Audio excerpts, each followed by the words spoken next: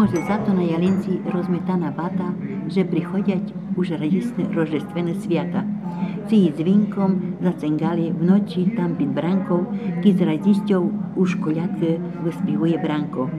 Уж до церкви на білію понаглядь родина, бо там в ястях на соломі спить Божа дитина. Летить справа написана, аж із поза моря, що засіяла над вертепом в небі ясна зоря.